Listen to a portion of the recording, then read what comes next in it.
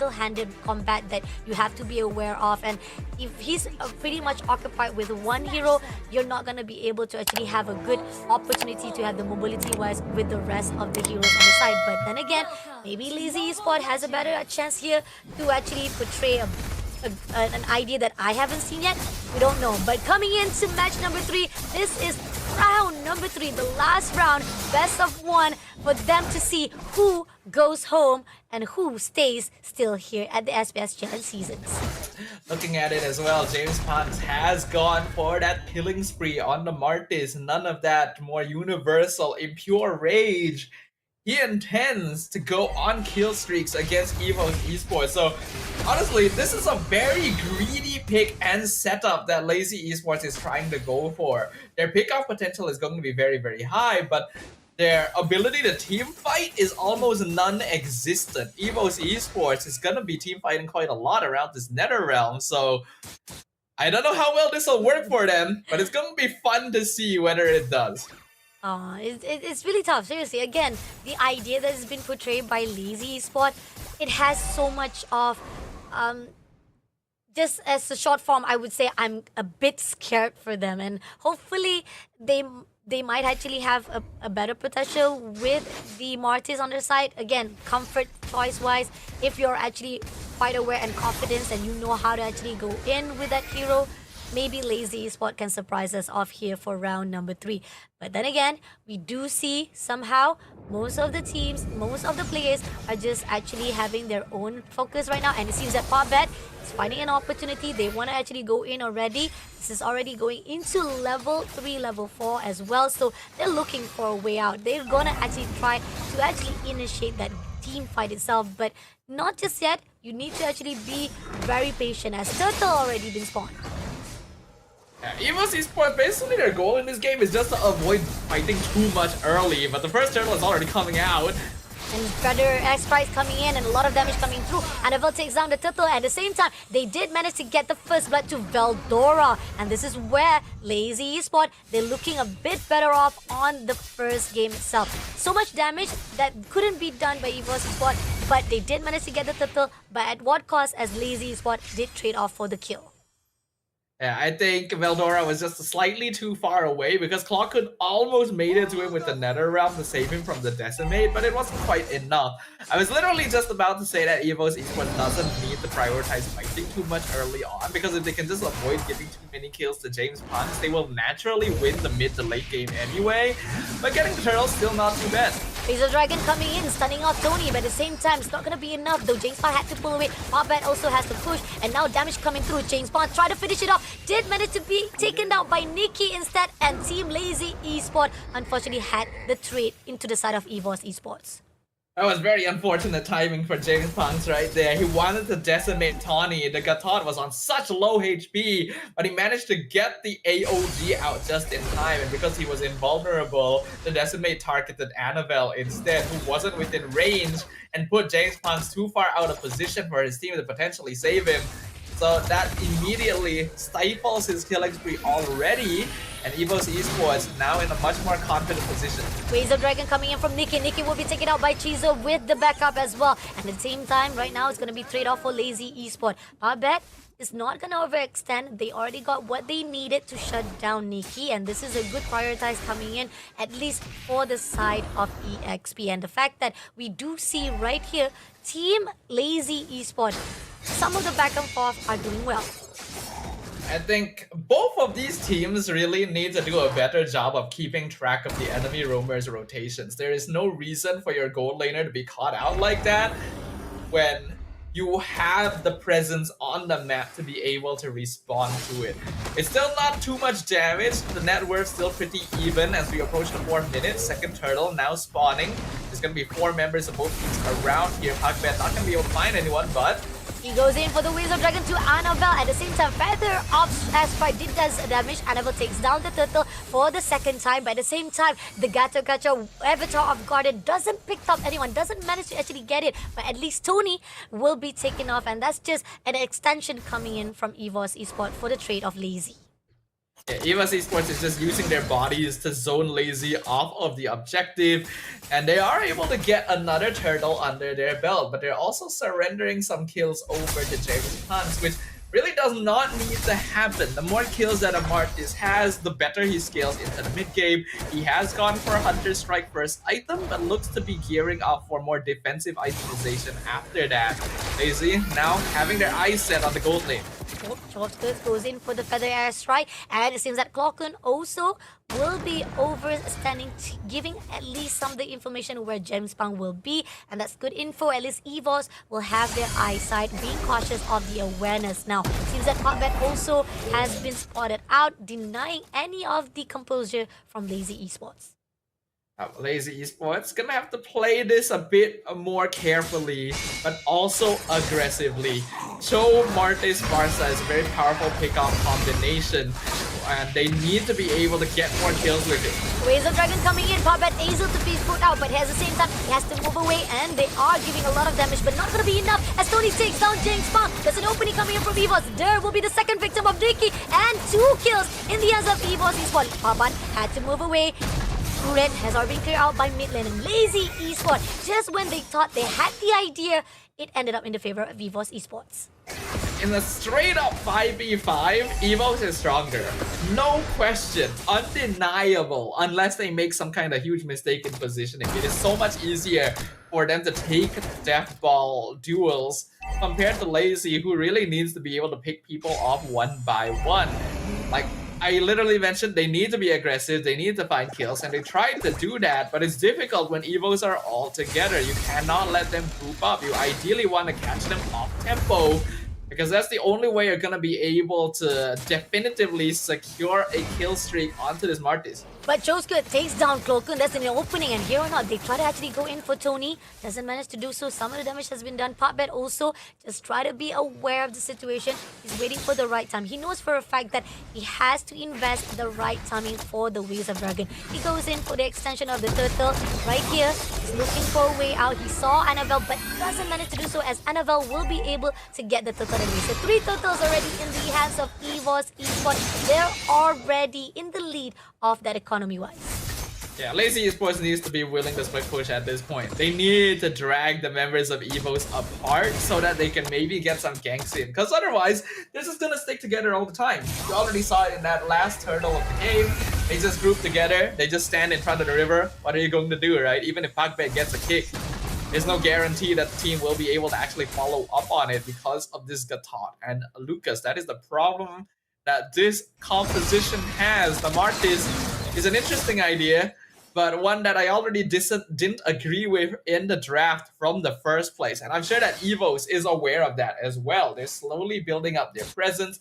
They've got the gold lead. They just got to make sure they don't get split push against. And the game should just naturally fall into their laps. And actually find a way. It's going to be Choska to open up with a Feather of Astrai. And we do see that a composure coming in from the EVOS to clear out the first lane, or the bottom lane of the first level 2 raid. So now they have already much mobility as well as control into the territory of Lazy Esports. Yeah, they're gonna be able to expand their control a bit further. The less towers that Lazy have to play with too, the more difficult it is to force EVOS Esports apart, because it's a lot more risky for them to push out to try and get a minion wave going. So the longer Lazy lasts without really doing anything, without really achieving anything or getting pickoffs, the worse it is going to get for them. Martis is not picked up for a reason. His drop-off in the mid to late game is legendary in and of itself. Oh, this is gonna be a bit tough on the side, and we do see that EVOS is just finding a way to actually go into each and every infiltration they are required to go into Lazy Esport. And Lazy Esport, as you talked about how they cannot mess things up. If they want to actually separate off, they could have actually tried to control most of the movement that EVOS is, but now going in, Feather Air Strike being used by Chovskit to find the information. Right here, Lord will be teased off, already half of it already been cleared out. And Tony finding a way is just looking for that avatar of Guardian to actually control it off. And Team Lazy Esport, they're scattered. They're not allowing it. They're denying any ways of EVOS Esport to team up against them. Well, they're slowing down the approach here, which I do like. And they do have a wave pushing up top that could force EVOS into an uncomfortable spot. So I do like the discipline I'm seeing from Lazy right now. As long as they can guarantee that they have the numerical advantage, then it becomes a lot easier for them to actually try team fighting. But it's still going to be difficult. They have to somehow set up kills for James Punks while keeping him safe enough in the back line. And that's going to be difficult to achieve when their only source of CC is this show. And again, Kovskut comes in with a feather airstrike. They did manage to pull through for the 2-day, but at the same time, right here, gotta be aware it. Tony will be the first victim of Shizo. At the same time, Clockwood trying to find a way to go in for the fight with Powerback. At the same time, overextension comes through from Veldora. A lot of damage coming in, but it's not gonna be enough though. But Team Lazy is where they're not done. They're going all out to Annabelle. Not gonna be easy. Annabelle managed to pull away.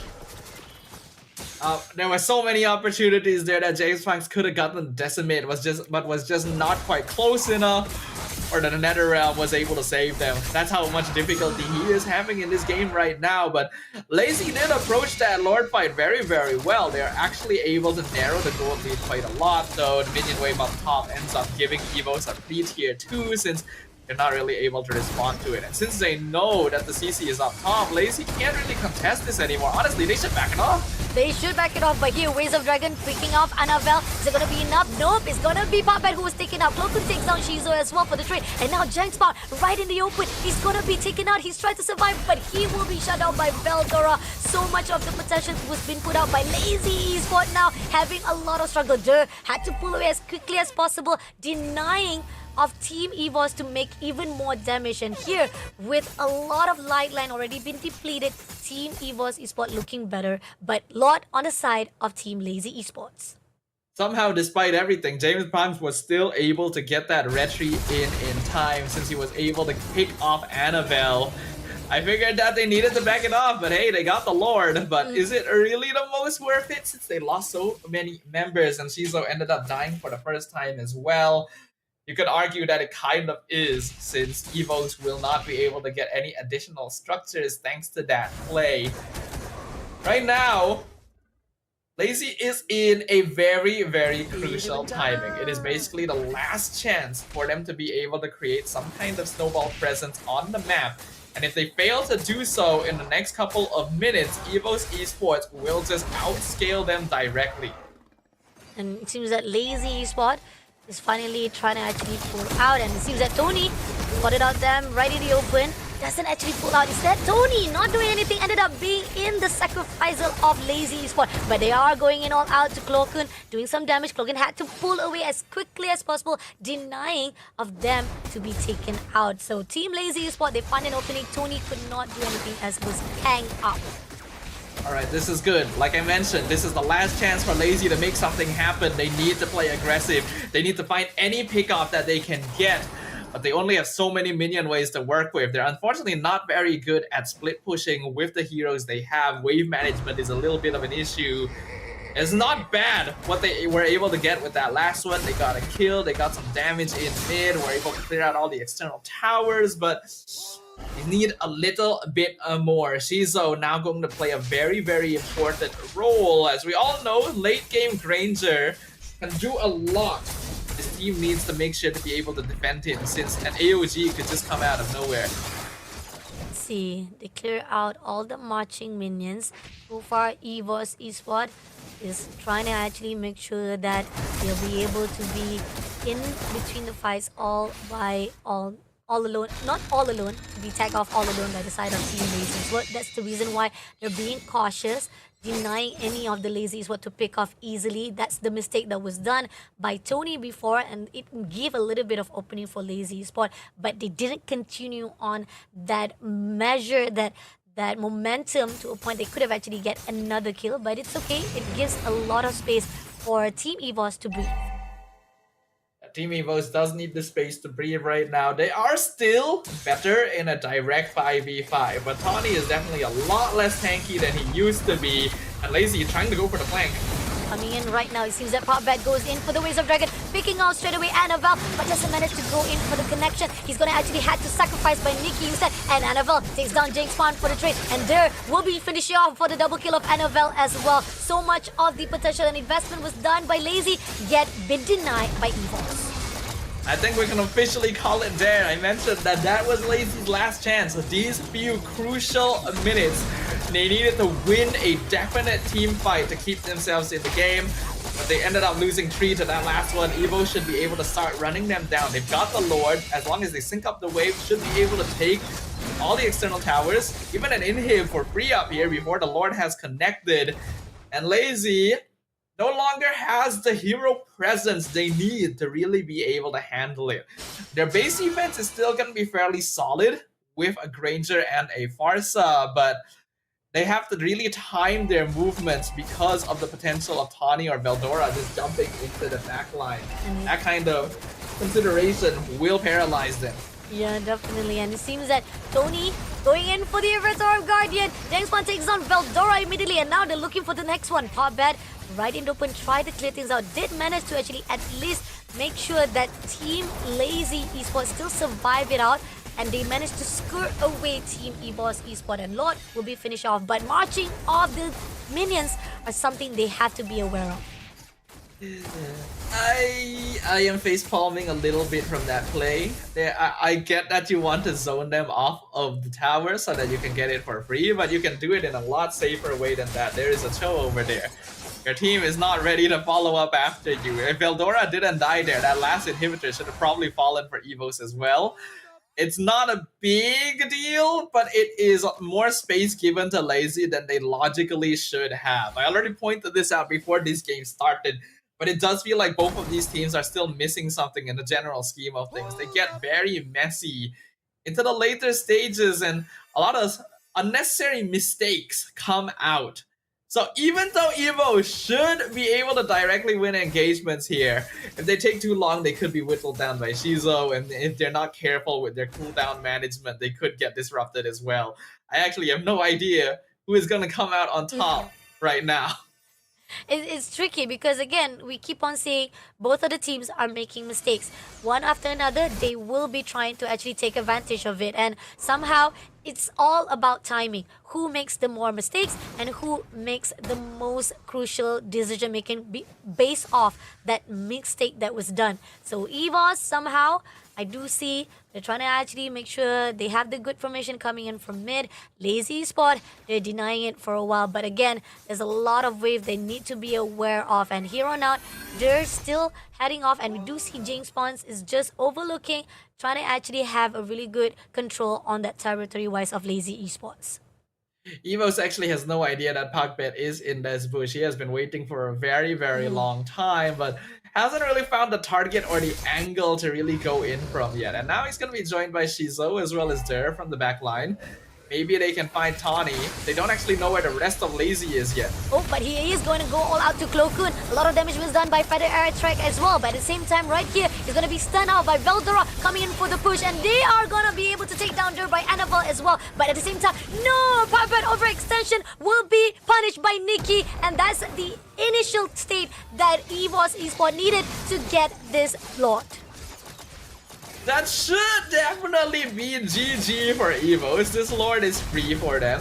There's only one inhibitor standing for Lazy Esports. As long as they don't make mistakes that are too notable, you can tell that they just straight up have more damage than Lazy with this Airtel, with this Lucas as well. They just don't have to throw their bodies in. Slowly push in, escort the minion wave, use the Lord efficiently, and Lazy doesn't really have the tools to be able to defend. We could be witnessing the final moments right here unless Lazy is able to make something huge happen. There, Shizo. So much damage already pulled out. He will be taken out by Veldora. Nothing can be done. The crystals is already down to the numbers, giving the last win right here for the match number 3 in the hands of EVOS Esports 2-1. I like it. That was no nonsense gameplay from EVOS. They know what is at stake.